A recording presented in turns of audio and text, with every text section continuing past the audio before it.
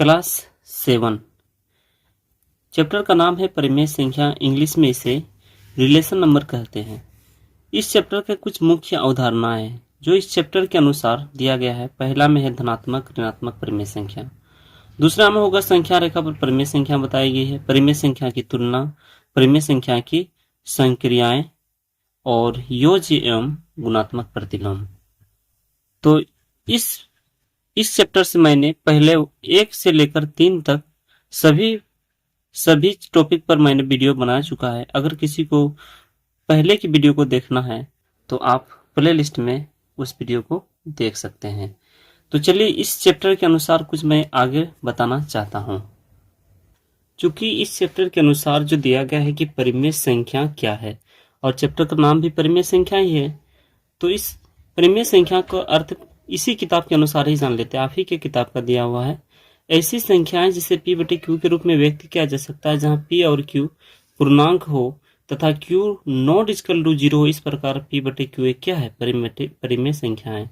यहाँ पर यह भी दिया गया है कि प्रत्येक प्राकृतिक संख्या, चूंकि मैंने इसके बारे में वीडियो बना चुका है, चूंकि प्ले लिस्ट में आपको मिल जाएगा। पूर्ण संख्या एवं पूर्णांक एक परिमेय संख्या है जिसे p बटे क्यू के रूप में लिखा जा सकता है। जैसे 2 है, 2 को 2/1 या -2/1।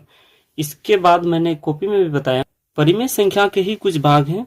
जैसे दिया गया है जिस परिमेय धनात्मक परिमेय संख्या, जिस परिमेय संख्या के अंश एवं हर धनात्मक पूर्णांक या दोनों ऋणात्मक पूर्णांक को ऐसी धनात्मक पूर्णांक संख्या कहलाती है।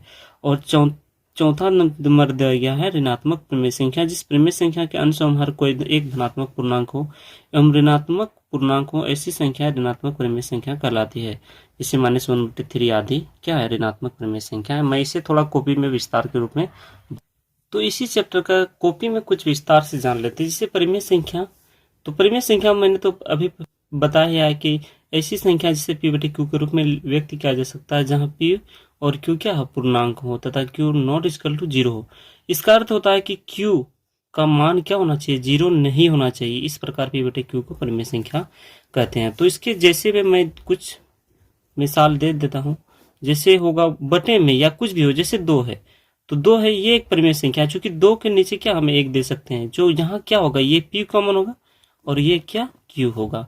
इसी प्रकार 4/3 या माइनस भी हो सकता है, -4/5। लेकिन यहाँ पर बताया गया कि q नॉट इक्वल टू 0, जिसका अर्थ होता है जैसे 4 है और बटे में मान लीजिए 0 दें, ये नॉन नहीं होना चाहिए। चूंकि ये p का मान है और q ये नहीं होना चाहिए। इसे अगर q नॉट इक्वल टू क्या होना चाहिए, 0 नहीं होना चाहिए। इसीलिए इसका अर्थ दिया गया है। तो चलिए फिर उसी को जो देखते हैं कि धनात्मक पूर्णांक। तो यहाँ पर दिया गया है कि धनात्मक पूर्णांक के बारे में, धनात्मक परिमेय संख्या, जिस परिमेय संख्या के अंश एवं हर धनात्मक पूर्णांक हो या दोनों ऋणात्मक पूर्णांक हो, ऐसी संख्या धनात्मक परिमेय संख्या कहलाती है। जिसे धनात्मक परिमेय संख्या, जिस प्रकार जैसे मैं मान ले लिख देता हूँ 2 और 2 लिख देता हूँ, ये भी होगा। इससे 2/1 ये भी हो सकता है। ये यहाँ पर ये भी कहा गया कि दोनों ऋणात्मक हो, जैसे -4 और -5। ये भी क्या है, ये भी अगर हम देखे जाए तो ये भी धनात्मक पूर्णांक है। चूंकि ये माइनस को हम काट सकते हैं, इस माइनस को अगर काट देंगे तो बाद में क्या आ जाएगा, 4/5। या माइनस मैंने ये भी बताया हुआ है कि माइनस गुना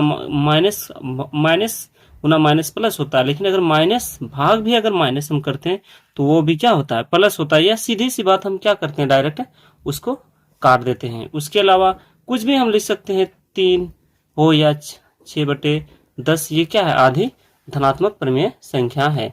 इसी प्रकार दिया गया है कि ऋणात्मक परिमेय संख्या। तो ऋणात्मक परिमेय संख्या के बारे में जान लेते हैं। जिस परिमेय संख्या के अंश एवं हर में कोई एक धनात्मक पूर्णांक एवं दूसरा ऋणात्मक पूर्णांक हो, ऐसी संख्या ऋणात्मक परिमेय संख्या कहलाती है। तो जिस प्रकार हम मान लीजिए जाते हैं कि ऋणात्मक परिमेय संख्या, उसमें अंश में क्या होना चाहिए, एक अंश या हर में किसी एक में क्या होना चाहिए, धनात्मक होना चाहिए। जैसे 4 है और -6, ये भी क्या हुआ, एक ऋणात्मक पूर्ण संख्या। कहीं पर यह भी हो सकता है कि -4 हम लिखते हैं और 6, कहीं भी हो, ऊपर में अंश हो या हर में, कहीं एक जगह अगर माइनस में आ गया तो वो होगा ऋणात्मक परिमेय संख्या। जैसे -6/10 आदि क्या है, ये ऋणात्मक परिमेय संख्या है। चूंकि ये मैं चैप्टर से पहले बता दिया, इसे बताने का अर्थ ये है कि चैप्टर की जो भी चीज अगर आए तो इसे आसानी से हम समझ सकते हैं। तो चलिए चैप्टर की ओर चलते। तो चैप्टर से हम पढ़ते हैं। चूंकि चैप्टर में प्रश्न वाली 4.1 में यही दिया गया है, 1 नंबर उचित कथन से रिक्त स्थानों को पूरा कीजिए। तो 1 नंबर जो दिया गया है -5/8, चूंकि मैंने पहले भी बताया था कि अगर माइनस जैसे ऊपर में हो और नीचे भी माइनस, तो ये माइनस को हम काट भी सकते हैं, या फिर इस अगर माइनस और भाग अगर माइनस होगा तो ये भी क्या हो जाएगा प्लस। तो हम चूंकि ये साइड में लिख के दिखा देते हैं, जैसे -5 और -8 है, तो चूंकि इस माइनस को अगर हम काट देंगे तो ये क्या हो जाएगा, प्लस में हो जाएगा। तो यहाँ पर बोल रहा है ये कौन सा परिमेय संख्या है, तो चूंकि अगर हम काट देते हैं तो ये क्या आ जाता है, धनात्मक परिमेय संख्या। इसलिए मैंने चैप्टर के पहले ये बताना चाहा। तो यहाँ पर भर देना है धनात्मक परिमेय संख्या। तो दूसरा नंबर कहा गया है कि संख्या रेखा में 0 या शून्य को डैश दिया गया है बीच में और -1/2 अंकित होता है। क्योंकि हम किसी भी संख्या रेखा, मान लीजिए ये एक संख्या रेखा है, यहाँ पर है 0, तो इधर अगर हम जाएंगे तो इधर क्या हो जाएगा, प्लस में होगा, और अगर इधर हम आएंगे तो किस में होगा, माइनस में। तो चूंकि हम देख रहे हैं कि संख्या रेखा के शून्य से अगर हम इधर आ रहे हैं तो -1/2, तो शून्य से हम किधर जा रहे हैं, यानी बाईं ओर। तो यहाँ पर जो इसका आंसर होगा बाईं ओर। इसके बाद मैं तीसरा बताना चाहता हूँ। तीसरा नंबर दिया गया है कि -1 का मानक रूप क्या है। तो क्या होता है कि मानक रूप जो बनाते हैं वो हम नीच जो बटे में होता है उसे एलसीएम के अनुसार बनाते हैं। तो इसलिए अगर 1 कुछ नहीं है तो इसके नीचे क्या है, 1 है, तो इसीलिए इसका जो मानक रूप होगा, कोई भी संख्या होता है जैसे -1 हुआ और उसके कुछ नहीं रहता, उसके नीचे क्या होता है, 1। और यही इसी मतलब हम इसके नीचे जो हर में होता है इसी को हम एलसीएम लेते हैं, और 1 का एलसीएम चूंकि क्या हो जाएगा, 1, इसलिए जो इसका आंसर होगा वो 1 ही होगा। चूंकि ये नहीं होगा, मैं यहाँ पर गोल चिन्ह लगा देता हूँ, क्योंकि मैंने यहीं पर बताया, थोड़ा सा इधर हमको साइड में बताना था। तो यहाँ पर इसका जो आंसर होगा 1 होगा। उसके बाद बताया जा रहा है कि यदि P और Q एक सार्वत्रिक गुणनखंड M है तो P बराबर क्या होगा। चूंकि यहाँ पर क्या दिया गया है कि जैसे Q तो P/Q है, चूंकि P और Q एक सार्वत्रिक गुणनखंड है, तो M है तो P। चूंकि मैं थोड़ा सा मिस्टेक किया हूँ क्वेश्चन को लिखने के लिए, थोड़ा सा मैं क्वेश्चन को, चूंकि इस क्वेश्चन में यहाँ पर Q छूट चुका था, तो हम लोग जानते हैं कि P Q का दिया गया है, Q बराबर क्या है, Q भाग दिया गया है M। तो हमको भी सेम सिर्फ यहाँ पर क्या कर देना है, P, और यहाँ पर भी भाग का निशान देके M कर देना है, क्योंकि ये इस प्रकार होगा। इसके बाद 5 नंबर कहा जा रहा है कि यदि P एवं Q ऋणात्मक पूर्णांक संख्या है तो P और Q एक क्या होगा, यानी दोनों क्या होना चाहिए। यहाँ पर बता रहा है कि -P और -Q है, दोनों क्या है, ऋणात्मक है। क्योंकि दोनों जब ऋणात्मक है तो ये ऋणात्मक कट जाएगा और ये क्या हो जाएगा, धनात्मक परिमेय संख्या होगा। तो इसको हम लिख देते हैं धनात्मक परिमेय संख्या होगा। इसी प्रकार 6 नंबर कहा जा रहा है कि किसी परिमेय संख्या को मानक रूप में व्यक्त करने के लिए अंश एवं हर को उनके किससे विभाजित करते हैं। तो चूंकि मानक रूप बनाने के लिए एल्स जो है हर में जो होता है उसे हम महत्तम समवर्तक बनाते हैं या मोस्ट शॉर्ट में कहते हैं।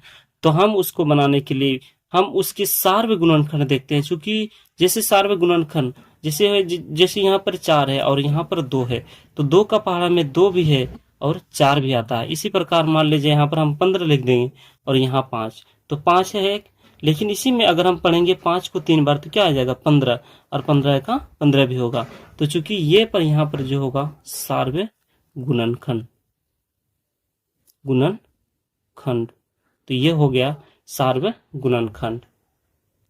तो इस क्वेश्चन का दूसरा नंबर सॉल्यूशन करते हैं। दूसरा नंबर कहा गया है कि निम्नलिखित परिमेय संख्या के बीच 3 परिमेय संख्या लिखिए। तो यहाँ पर दिया गया -2 और 5 के बीच, -2 और 5 के बीच क्या करना है कि 3 परिमेय संख्या लिखना है। तो हमको क्या करना है कि संख्या रेखा पहले बना लेना है। चूंकि मैं अगर संख्या रेखा बनाता हूं, जैसे हम लोग लिखते हैं कि संख्या रेखा जैसे -2 है, तो इधर क्या होगा, -1 होगा। इसके बाद यहाँ पर 0 होगा, इधर 1 होगा, 2 होगा, 3 होगा और 4 होगा, और क्या लास्ट में 5 होगा। तो यहाँ पर बताया जा रहा है कि संख्या रेखा जिस तरह हम लोग जानते हैं कि इसको संख्या रेखा कहते हैं। यहाँ पर आएगा जाए 4, यहाँ पर 3, यहाँ पर 2, यहाँ पर 1, यहाँ पर 0, यहाँ पर -1, यहाँ पर -2। तो इस संख्या रेखा के बीच में हमको क्या करना है, दो परिमेय संख्या लिखना है। तो चूंकि ये -2 है, इनके बीच में और यहाँ पर 5 है, तो इन बीच में कोई भी तीन परिमेय संख्या लिखना है। तो चूंकि मैं तीन परिमेय संख्या लिख देता हूँ, एक है तो यहाँ पर लिख देंगे -2 और 5 के बीच तीन परिमेय संख्या। तो क्या हो जाएगा, हम लिख देते हैं किसी -1 लिख देते हैं, 0 को छोड़ देते हैं, 1 लिख देते हैं और यहाँ पर बीच में दे देंगे और यहाँ पर लिख देना है और क्या 2। इसी प्रकार 2 नंबर सोल्यूशन करना है। तो 2 नंबर कहा जा रहा है कि 1/2 और 3/2 के बीच क्या करना है, परिमेय संख्या निकालना है। तो हम यहाँ पर भी सेम उसी प्रकार बनाएंगे, जैसे -1/2 है और है बीच में और दिया गया है। तो चूंकि हम यहाँ पर क्या करेंगे, किसी संख्या से गुना कर देंगे, क्योंकि मेरा जो नीचे में क्या है कि सेम हर है, यहाँ पर भी 2 है, यहाँ पर भी 2 है, तो किसी ऐसी संख्या से गुना कर दें, दोनों को गुना कर देना है। चूंकि तो मैं 5 से गुना कर देता हूँ, 5 से गुना कर देता हूँ। अगर ये 5 से इसलिए गुना कर देता हूँ, अगर इसे काट देंगे तो फिर यहाँ पर वही वैल्यू आ जाएगा, चूंकि वैल्यू उसमें घटे और बढ़ेगा नहीं। तो इधर भी क्या कर देना, 5 से ही गुना कर देना। तो चलिए 5 से हम गुना कर देते हैं। यहाँ पर चूंकि 2 दिया हुआ है, अब गुना कर देते हैं तो क्या हो जाएगा, -1 -5 और इधर क्या हो जाएगा 5 दूना 10 और इधर क्या होगा 5 तिया 15 और इधर क्या हो जाएगा 10। तो चूंकि इसके बीच के परिमेय संख्या हमको निकालना, तो 15/10 और 5/10 और 15/10 के बीच के हमको परिमेय संख्या निकालना है। तो हम लोग जानते हैं कि इसके बाद जैसे 5/10 है और 15/20 के बीच क्या होगा, 6 भी हो सकता है। तो चलिए हम लिख देते हैं 6/10, 7/10 और क्या 8/10 या 9/10। चूंकि किताब में 9/10 दिया हुआ, इसलिए किताब का ही लिख देते हैं 9/10। चूंकि इसलिए नहीं दिया गया है कि 4/10, अगर 4/10 रहे तो हम उसको क्या करेंगे और हम लिख देते हैं आधे लिख सकते हैं। चूंकि 8/10 नहीं दिया गया है, इसका मुख्य कारण ये है, हम यहाँ पर थोड़ा सा मिसाल के तौर पर देख सकते हैं। जैसे 8/10 है तो ये 2 का पहाड़ा से यह क्या कटता है, जिस 2 का पहाड़ा से अगर हम 8 को आधा करेंगे तो 4 हो जाएगा और ये 10 का आधा क्या हो जाएगा 5 होगा। मेरे अनुसार लगता है कि इसीलिए ऐसा बनाया गया है, इसलिए मैं इसी प्रकार यहाँ पर भी बताया हूँ। तो 3 नंबर चलिए सोल्यूशन करते हैं। जो भी मेथड आप बना सकते हैं, बीच का संख्या को लिखना है। अगर यहाँ पर हम 3 से भी गुना करते हैं तो ऊपर भी बन जाता, 3 3 एका 3 हो जाता, 3 दूना 6, यहाँ पर भी 3 तिया 9 हो जाता और 3 दूना 6। उनके बीच में हमको 3 और 9 के बीच के में भी लिख सकते थे, जो आपके जो सुटेबल लगे उसी के अनुसार बनाए। तो चलिए मैं इस प्रकार बनाया। तीसरा नंबर सोल्यूशन करते हैं। तो तीसरा नंबर -1/3 है और 4 क्या है 5 है। चूंकि हम देखते हैं कि इन दोनों में अलग अलग है, यहाँ जो हर है इन दोनों में है अलग अलग। चूंकि मैं अलग अलग तो करना है क्या है कि 3 का पहाड़ा को पढ़ना है और इधर 5 का पहाड़ा को। तो 3 एका 3, 3 दूना 6, 3 तिया 9, 3 चौके 12, 3 पचे 15। इसी प्रकार हम 5 का है तो 5 का ही पढ़ते हैं। 5 एका 5, 5 दूना 10, 5 तिया 15, 5 चौके 20, 5 पचे 25। तो चूंकि हम देखते हैं कि इन दोनों में सेम क्या है, ये क्या है सेम, यहाँ पर भी 15 और यहाँ पर भी क्या है 15 सेम है। तो चूंकि इन दोनों में क्या है 15 सेम है, तो हमको यहाँ पर किस प्रकार से 15 बनाना है।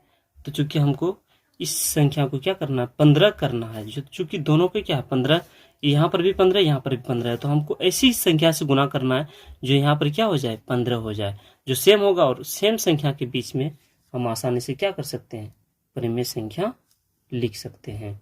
तो चलिए मैं लिख देता हूँ, या किसी और से भी कर सकते हैं। चूंकि यहाँ पर मैं अब देख रहा हूँ कि यहाँ पर -1/, लेकिन चूंकि यहाँ पर जो हर है इनको तो हमें सेम करना ही है, तो मैं सेम कर देता हूँ। चलिए तो -1/3 है, तो 15 बनाना है, तो 5 का पहाड़ा से अगर हम पढ़ेंगे तो क्या आ जाएगा 15 आ जाएगा। और बीच में है और लिख देते हैं 4 और 5। हमको यहाँ नीचे क्या करना है हर को 15 बनाना है, तो 3 का पहाड़ा अगर पढ़ते हैं तो क्या आ जाता है 15 आ जाता। तो चलिए पढ़ देते हैं -5 का 5 और 5 तिया 15 और 4 तिया 12 आ जाएगा और 5 तिया 15। तो अब क्या है कि इनके बीच -5/15 और 12/15 के बीच हमको 3 परिमेय संख्या लिखना है। तो इनके बीच की परिमेय संख्या तो इस प्रकार होंगे, जैसे -5/15 है तो इसका जो बीच का परिमेय संख्या होगा 4/15, -3/15, -2/15, -1/15। और इसी प्रकार जैसे 0 1 होगा, 0 0 तो हो जाएगा तो 0 को छोड़ देंगे, 1/15 प्लस में 2/15, 3/15, इसी करके इसी प्रकार क्या जाएगा 12/15 तक जाएगा। ठीक है, तो यहाँ पर हमको बीच में परिमेय संख्या लिखना है, तो हम जो लिखेंगे -5/15 और 12/15 के बीच के जो तीन परिमेय संख्या के तीन परिमेय संख्या जो तीन परिमेय संख्या यहां से चुन सकते हैं। एक होगा -4/15, चूंकि यहाँ पर किसी को भी लिख सकते हैं, यही है कि यहाँ के किसी भी संख्या को हम लिख सकते हैं, लेकिन यहाँ पर मैं इसलिए बता रहा हूँ कि जैसे 3/15 है तो हम इसको कटा सकते हैं, 3 का 3 और 3×5 = 15, तो यहाँ पर क्या आ जाएगा 1/15, तो इसको भी नहीं लिखना है। इसके बाद में कि जैसे -2/15 तो इसको लिख दो प्लस में -2/15, उसके बाद किसी और एक को लिख देते हैं, चलिए 1/15, चूंकि 1/15। तो ये 3 नंबर तक तो हल गया। चलिए अगला नंबर, तीसरा नंबर जो कहा गया कि निम्नलिखित प्रत्येक के 3 समतुल्य परिमेय संख्या लिखना है। और चूंकि समतुल्य परिमेय संख्या एक बहुत ही आसान होता है, जैसे यहाँ पर -3 है तो -3 जो लिखना है तो इनके आगे जो पढ़ा होता है उसको पढ़ देना है। तो सेम हम चलिए लिखते हैं -3/5 के समतुल्य परिमेय संख्या बराबर क्या कर देते हैं, इसके आगे पढ़ना है, जैसे 3 है और 5 है तो इनके आगे को पढ़ना है। तो इसके बाद क्या होगा, 3 दूना 6 और ये हो जाएगा 5 दूना 10। उसके बाद आ जाएगा -6 लिख देते हैं, उसके बाद आ जाएगा -9 और ये आ जाएगा 15 और कर देते हैं चूंकि 3 ठो है। उसके बाद हो जाएगा -12 और यहाँ पर आ जाएगा 20। तो इसी प्रकार इनके 2 नंबर को भी सॉल्यूशन करना, जैसे -1/4 है तो यहाँ पर भी सेम उसी तरह पर 1/4 के समतुल्य परिमेय संख्या। तो चूंकि 1 में 1/4 है तो हम यहाँ 1 के बाद क्या लिखेंगे 2 और इसको भी हम पढ़ देंगे, 4 दूना क्या आ जाएगा 8, यहाँ पर आ जाएगा 2 के बाद 3 और यहाँ पर 12 और क्या हम और कर देते हैं, 3 के बाद 4 और यहाँ पर 16 हो जाएगा। तो चलिए अगला नंबर बनाते हैं इसी प्रकार 3 नंबर। तो -4 और -7 है तो यहाँ पर लिखेंगे 4 और -7 के समतुल्य परिमेय संख्या। तो जो है इसका होगा, जैसे आगे पढ़ देंगे इसके आगे, तो 8 आ जाएगा, 4 दूना 8 और इधर 14 आ जाएगा और 8 के बाद आ जाएगा 4 तिया 12 और यहाँ पर 21 आ जाएगा माइनस और लिख देना है। इसके आगे जो लिखना है 16 और 7 चौके 28, यहाँ पर चूंकि माइनस हो जाएगा। तो चलिए आगे 4 नंबर सोल्यूशन करते हैं। 4 नंबर कहा गया 2/5, तो इसका भी लिख देते हैं 2/5 के समतुल्य परिमेय संख्या। तो सिर्फ पहाड़ा पढ़ लेना, 2 का आगे 4 और 5 दूना 10 आ जाएगा, 6/15 आ जाएगा और आगे जो इसका पढ़ना है तो आगे आ जाएगा 6 के बाद आ जाता है 8 और 8/20। चूंकि लास्ट नंबर है 3/4 तो इसको भी हम बनाते हैं 3/4 के